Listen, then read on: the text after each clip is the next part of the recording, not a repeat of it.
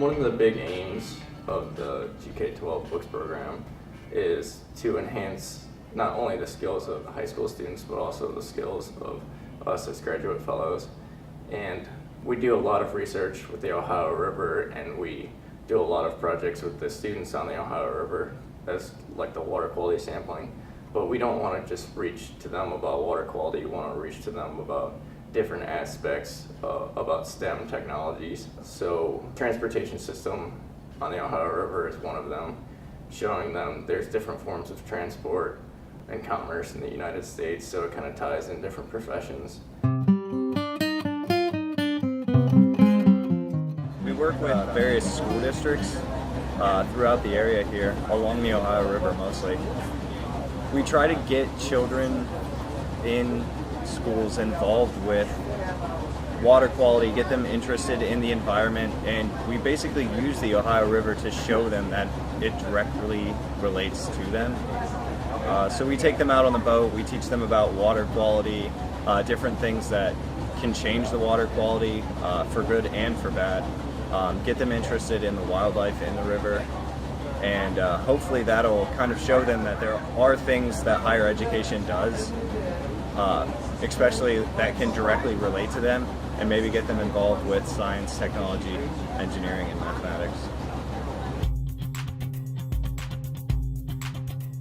The Muskingum River affects the Ohio River very immensely, as the Muskingum watershed is one of the largest in Ohio, and it flows directly into the Ohio River. And many of the schools that we work with actually are located right along the Muskingum River and are in the Muskingum River watershed.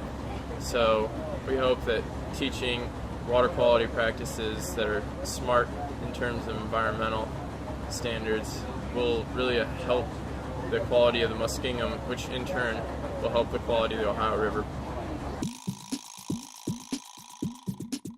So the navigation system mainly is for transportation of like coal and coke and soda ash products, big things that are used in the energy industry. And so it starts in Pittsburgh and then it ends where it confluences with the Mississippi in Cairo, Illinois. It works as like a staircase system.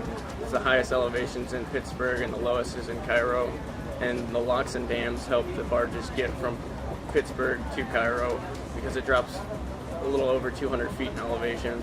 So each time a barge just goes through the lock system, it raises it down to the level or raises it up to the level, depending on whether it's going upstream or downstream to get where they need to be. Using the water, you can bring in a much larger volume, much larger loads using a single engine. So in terms of overall efficiency, you can save a lot of fuel, a lot of time even. One barge can be equal to 58 trucks on the highway, and that's just a single barge. A lot of times they'll lock several together in a tow.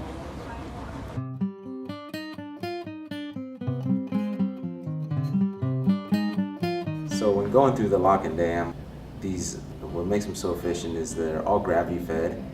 So for instance, when you're going upstream, you have the lock and dam that's actually locked on both gates, and one gate opens up to allow the boat or barge to go in there at a lower elevation than what it's going to go through. And so once the boat gets in, the lock closes the gates right behind it, and you have the boat locked in there.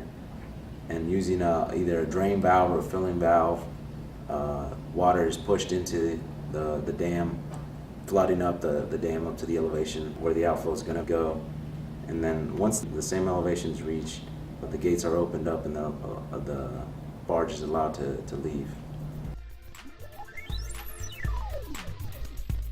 I am Mike Miller. I teach biology at Marietta High School.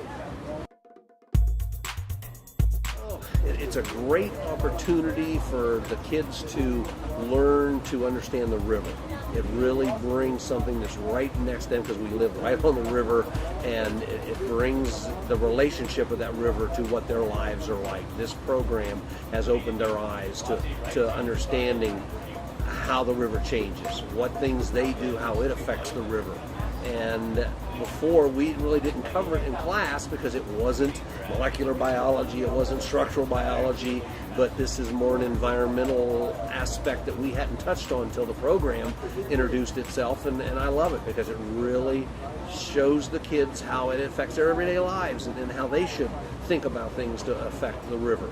And I think it's been a great interaction with the river. And then I love the fact that I've got the young man coming in from OU, and he brings in different ideas, different attitude, and it's fun having him because he's younger, he relates with the kids well, and it's just a fun experience and a lot of hands-on activities, which the kids like.